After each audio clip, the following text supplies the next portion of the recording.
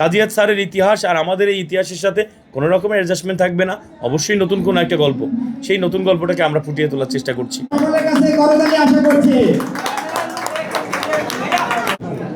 আমি সকল অতিথিদের এবং মেহমানদের ধন্যবাদ জানাই। আমাদের ফিট এলিগেন্টের পর আমাদের যে কিং এলিগেন্ট সেলুনের ভিডিও। কেন আমি ওপেনিং করলাম, বিষয়টা হলো যে আমাকে অনেকে হায়ার করছে, আমাকেও অনেক মানুষ বিভিন্ন জায়গায় আমাকে নিয়ে বিভিন্ন রকমের লেখালেখি করছে। তো আমার ব্র্যান্ড, আমি যখন ওপেনিং করলাম আমি নিজেই আমার নিজেকে একটা ধাপ আগে নিয়ে গেলাম, আমি একটা ব্র্যান্ডের অলসো ব্র্যান্ড অ্যাম্বাসিডারও হয়ে গেলাম। আমি আমার ব্র্যান্ডেরই ব্র্যান্ড অ্যাম্বাসিডার, উইথ এই জিমেরও আমি ব্র্যান্ড অ্যাম্বাসিডার, যেটা আমার বড় ভাই হয়তো বলবে। তা আমি চাই যে আমি যেহেতু ট্রেন্ডিং টাইমের দিকে আগায় যেতে চাচ্ছি, নিজের career, filmy career, business career, I am also all perfect. নিজেকে পারফেক্ট না মনে করলে তো আরেক জায়গায় পারফেক্টনেস দেওয়া সম্ভব হবে না। এই বর্তমানে বাংলাদেশের যতগুলো হাই কোয়ালিটিফায়ার সেলুন অ্যান্ড পার্ক রয়েছে ভালো মানের, সবগুলোতেই সার্ভিস দিয়ে যাচ্ছে সবাই, এবং অনেকে ভালো ভালো 8-10টা 20টা ব্রাঞ্চ রয়েছে তাদের। আমাদের সেলুনটা যেহেতু মাত্র শুরু হলেও এখানে আমরা যত রকমের ফেসিয়াল, হাইড্রোফেসিয়াল এবং এখানে যত রকমের পেডিকিউর যা আছে, এভরিথিং সার্ভিসের জন্য এখন 50% ডিসকাউন্ট চলছে। মানে একদম যে প্রিমিয়ার সেবাটা অন্য জায়গা থেকে 1000 টাকায় 5000 10,000 টাকা পাবে, সেটা এখানে 50% পাবে। জানেন আপনারা হয়তো, আমি একটা সার্কুলার অলরেডি দিয়েছি, অনলি 990 টাকায় হাইড্রোফেসিয়াল প্যাকেজ চলছে। ইটস ইম্পসিবল এটা, কিন্তু আমার ওপেনিং হিসাবে আমরা এটা দিচ্ছি। এটা আমাদের এই অঞ্চলের ছেলেদের জন্য, যারা আমাদের ইয়াং জেনারেশন রয়েছে, যারা প্রচণ্ড পরিমাণে নিজেদেরকে সেট আপ রাখতে চায়, একটু প্রিমিয়ার লুক দিতে চায়, আমি চাই তারা আমাদের কাছে আসুক, আমাদের সার্ভিস নিক, দেন আমাদেরকে জাজমেন্ট করা। নায়ক গল্পে হয়, হিরো কিন্তু পর্দায় হয়। ব্যক্তি জীবনে প্রত্যেকটা মানুষই হিরো, আপনারা সবাই যার গল্পের হিরো। এখন সেন্ট্রাল ক্যারেক্টারটা যে লিড রোলটা প্লে করে, ওই লিড রোলের যে গল্পের রাইটার থাকে, সেই রাইটার যখন চরিত্রটাকে কেন্দ্রীয় চরিত্র করে ওটার ডালপালা মেপে যখন ওটাকে সেন্ট্রাল ক্যারেক্টার হিসাবে প্রেজেন্টেশন করে পর্দায় যখন এটাকে ওই ব্যক্তিটাকে হিরো হিসাবে ফুটিয়ে তোলে, তখন সে হয় হিরো। তো আমি যদি ওই পর্দার ক্যারেক্টারের হিরো হতে চাই কোনো ডিরেক্টরের, তাহলে আমার ভিতরে যদি ওনার ওই গল্পের হিরোর কোনো গুণাগুণ আমার ভিতরে দেখা যায়, তাহলে আমি ওই গল্পের হিরো হব। দ্যাটস ওয়াই আমার যে সিনেমাগুলো রানিং হয়েছে, আগের সিনেমায় আমি সেকেন্ড হিরো করেছি, এখন যে গল্পগুলো আসছে ওই সেন্ট্রাল ক্যারেক্টারের হিরো হিসেবে আমি চয়েস হয়েছি, এবং ওই গল্পের ক্যারেক্টার যে প্লে হচ্ছে সেটা আমি হিরো হিসাবে প্লে করছি। প্লে করতে গিয়ে আমাকে যে জায়গাগুলোতে লুক রাখতে হচ্ছে, সেটা হলো আমাকে ভালো ভয়েসের অধিকারী হতে হবে। একজন হিরো চমৎকার করে কথা বলবে, ভয়েস টোন ভালো থাকতে হবে।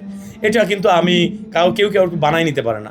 সেকেন্ড আসের একটা হিরোর লুকিং ভালো থাকতে হবে, তার আই কন্ট্যাক্ট ভালো থাকতে হবে। থার্ড নাম্বার একটা হিরোর হেয়ার স্টাইল ভালো থাকতে হবে, তার হেয়ারের কোয়ালিটি ভালো থাকতে হবে।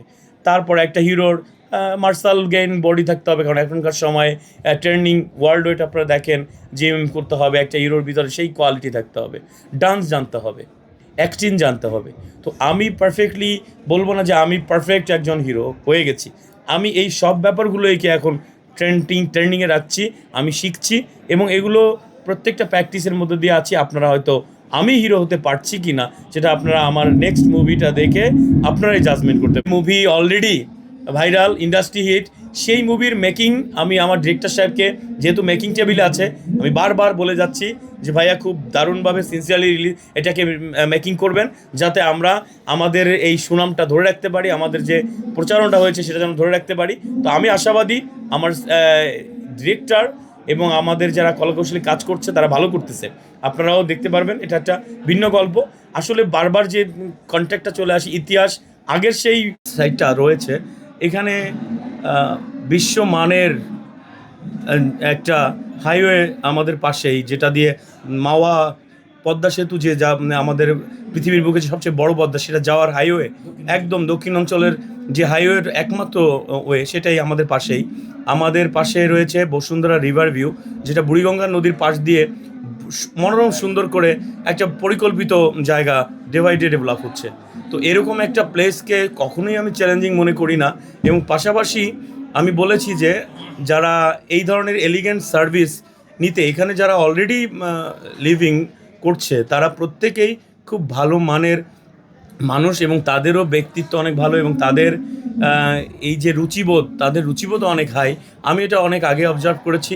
আমি নিজে একটা সময় আমি অনেক ক্রাউডের মধ্যে থাকতাম, তো আমি যখন এই অঞ্চলে দেখলাম যে এই জায়গাটা কতটা নিরাবিলি, এবং সবচেয়ে মজার ব্যাপার হলো এই অঞ্চলের মানুষ কিন্তু সকালবেলা নদীর স্রোতের ঢেউয়ের মুক্ত বাতাসের ঘ্রাণ পেয়ে তারা কিন্তু ঘুম থেকে ওঠে, এবং যখন তারা আবার রাত্রেবেলা ঘুমাতে যায় একটা নীরব শান্ত পরিবেশতে অ্যাকসেপ্ট করে নিয়ে তারা আবার রাত্রে শান্ত পরিবেশে ঘুমাতে যায়। তো এরকম একটা পরিবেশকে ডেভেলপ করার সিদ্ধান্ত যেহেতু বাংলাদেশের অনেক বড় বড় গ্রুপ অফ কোম্পানি নিয়েছে, এখানে সব ধরনের সার্ভিস চালু আছে, বড় বিশ্বমানের একটা বসুন্ধরা রিভার ভিউ যে আবাসিক প্রকল্প চালু রয়েছে, এখানে জমির ডিমান্ড বেশি, এখান দিয়ে বয়ে গেছে। মাওয়া সমিতির মেম্বার হওয়াটা ইম্পর্টেন্ট নয়, ইম্পর্টেন্ট হচ্ছে আমার কাজ কি করছি। এখন আসেন, একটা সিনেমা করে শিল্পী সমিতির যারা মেম্বার হয়েছেন, সেখানে শিল্পী সমিতির মেম্বার হওয়ার একটা রুলস রেগুলেশন আছে। আপনি মিনিমাম যে কাস্টিং, আপনি যদি হিরো হিসাবে সেন্ট্রাল ক্যারেক্টার করেন তাহলে আপনি মিনিমাম 3টা ছবির জন্য আপনাকে কি করতে হবে, অভিনয় করতে হবে, এবং একটা টাইমিং রান টাইমিং আছে। তার পাশাপাশি আপনাকে যদিও আদার্স কাস্টিংয়ে আপনি কাজ করেন এরকম 5টা-6টা অভিনয় করতে হবে, কিছু গুণগত জায়গা আপনার থাকতে হবে।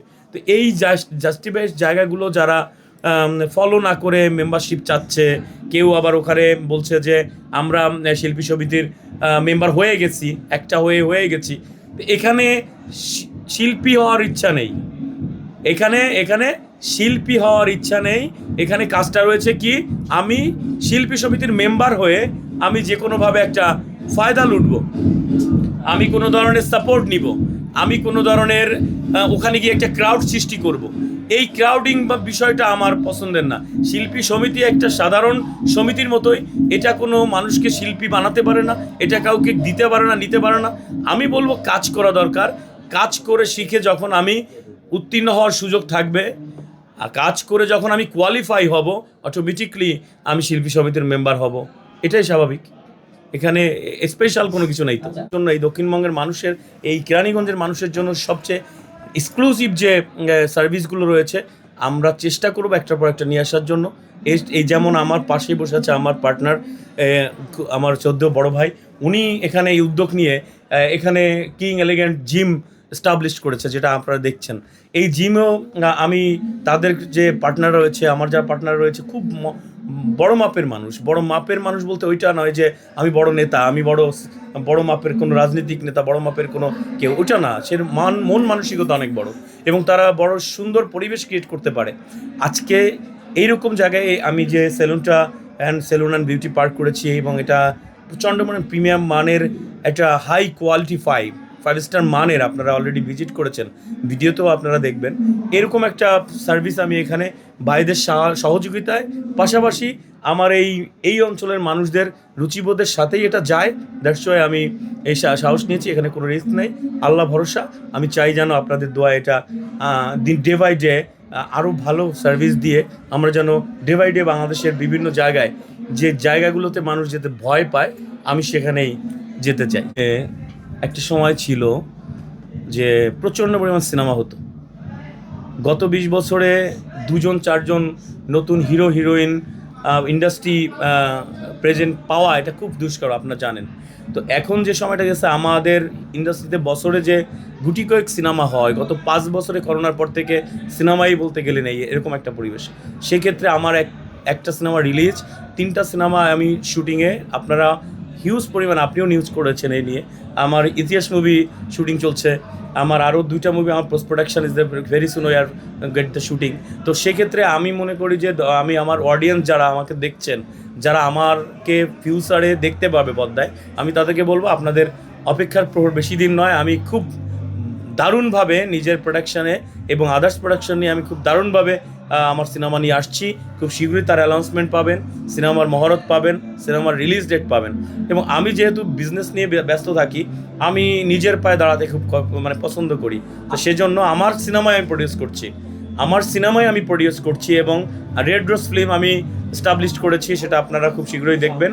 তো সেক্ষেত্রে আমি এতটুকু আপনাকে বলবো যে আমাকে আসার একটু সময় দিতে হবে, কারণ আমার যেহেতু 3টা সিনেমার শুটিং আছি, আল্লাহর রহমতে আপনারা আমাকে খুঁজে পাবেন খুব ভালো। প্রেস মিটে যখন আমরা ইতিহাস নিয়ে প্রেস মিট করেছি, আর এটা অলরেডি ভাইরাল, এই সিনেমা ইন্ডাস্ট্রি সবাই জানে ইতিহাস মেকিং হচ্ছে, এটা একটা পজিটিভ সাইড। তো একটা সিনেমা শুরু হলে পজিটিভ এবং নেগেটিভ দুইটা নিউজই হয়। আপনি যেটা নেক্সট বললেন যে এটা হয় বন্ধ হয়ে যাচ্ছে বা এটা হচ্ছে, এটা একটা নেগেটিভ নিউজ, কারণ আমরা টাইম লাইনে আছি হয়তো এই উইকের মধ্যেই 13-14 আমাদের লক্ষ্য হয়ে গেছে। অলরেডি ডিরেক্টর দিন ইসলাম সাহেব, যেটা আপনারা জানেন সিনেমার ডিরেক্টর উনি, এবং উনি আমাকে অলরেডি নক দিয়েছে, আমাদের শুটিংয়ের ডেটও ফিক্সড হয়েছে। আপনারা জানেন রিসেন্টলি শিল্পী সমিতির একটা নির্বাচন গিয়েছে 3 তারিখে, প্রচণ্ড পরিমাণে সকল শিল্পী সমিতির এবং অল ইন্ডাস্ট্রি এটা নিয়ে একটা ক্রাউডের মধ্যে, ব্যস্ততার মধ্যে ছিল। এর মধ্যে আমরা কারো শিডিউল মেনটেন করতে পারিনি, শুটিংয়ের ডেট নিতে পারিনি। তো আদার্স অনেক কারণেই আমরা কিন্তু এই সিনেমার শুটিংটা পিছাতে হয়েছে। তো সেক্ষেত্রে আমাদের এখন ইন্ডাস্ট্রি নির্বাচন শেষ এবং পাশাপাশি আমাদের এখন শুটিং